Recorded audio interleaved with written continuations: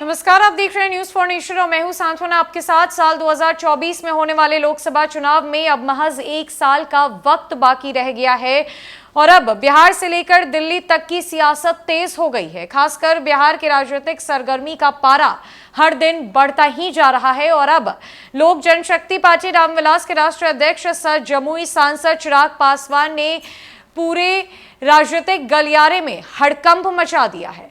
जहां ये माना जा रहा था कि चिराग पासवान बीजेपी का समर्थन कर रहे हैं और आने वाले दिनों में जल्दी एनडीए के साथ वो जुड़ जाएंगे, तो वहीं अब चिराग पासवान की चाल से बीजेपी को भी बड़ा झटका लगा है और नीतीश कुमार और तेजस्वी यादव के पैरों तले जमीन खिसक गई है।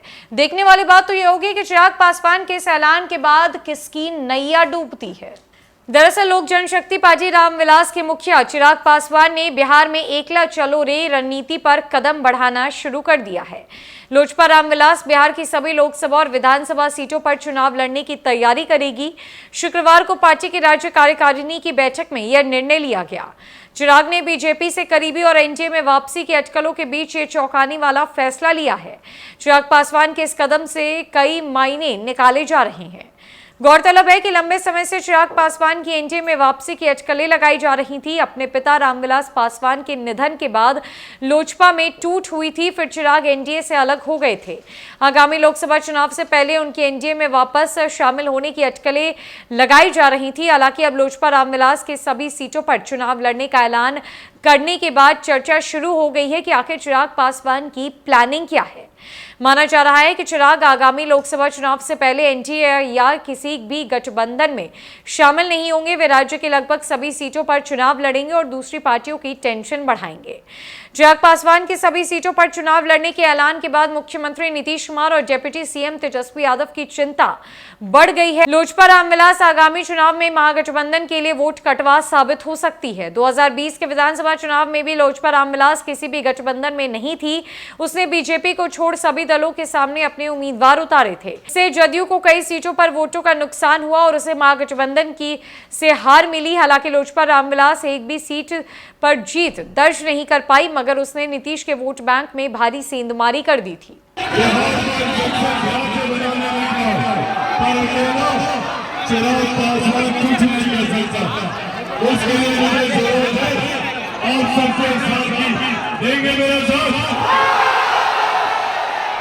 सबको चिराग पासवान बनना होगा, बनेंगे चिराग पासवान।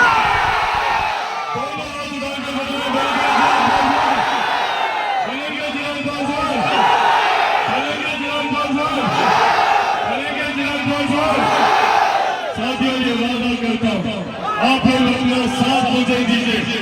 बदले में वैसे बिहार आप लोग को बना के दूंगा, ये वादा आप लोगों को करके जाएगा। बिहार में शिक्षा, बिहार में ही रोजगार, ये वादा मैं आप लोगों से करके जाता हूँ। बस ये प्यार, ये स्नेह, ये आशीर्वाद इसी तरीके से देते रहिए। एक बार फिर से मुझे यहाँ बुलाने के लिए और इतना प्यार आशीर्वाद देने के लिए बहुत बहुत धन्यवाद। जय हो, जय हो।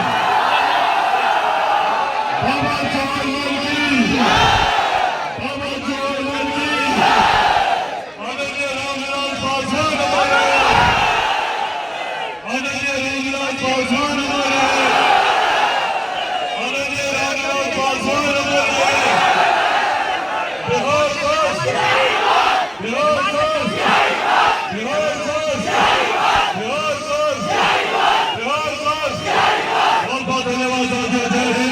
साल 2020 के विधानसभा चुनाव के तर्ज पर माना जा रहा है कि साल 2024 के लोकसभा चुनाव की रणनीति चिराग पासवान सेट करने में लगे हुए हैं। जहां एकला चलो रे की राह पर चिराग पासवान है और उनके ताजा बयानों के मुताबिक बिहार के सभी 40 सीटों पर उनकी चुनाव लड़ने की जो अटकलें हैं वो और भी ज्यादा तेज हो गई। और अगर ऐसा होता है तो महागठबंधन के साथ साथ बीजेपी को भी भारी नुकसान झेलना पड़ सकता है, एक बड़ा झटका लग सकता है बीजेपी को। और देखना ही होगा कि क्या साल 2024 में जब चिराग पासवान ने एक भी सीट पर जीत दर्ज नहीं की थी तो क्या उसके विपरीत इस बार की स्थिति देखने को मिलेगी। आपको क्या लगता है हमें कमेंट सेक्शन में जरूर बताएं। फिलहाल के लिए इस खबर में इतना ही। नमस्कार।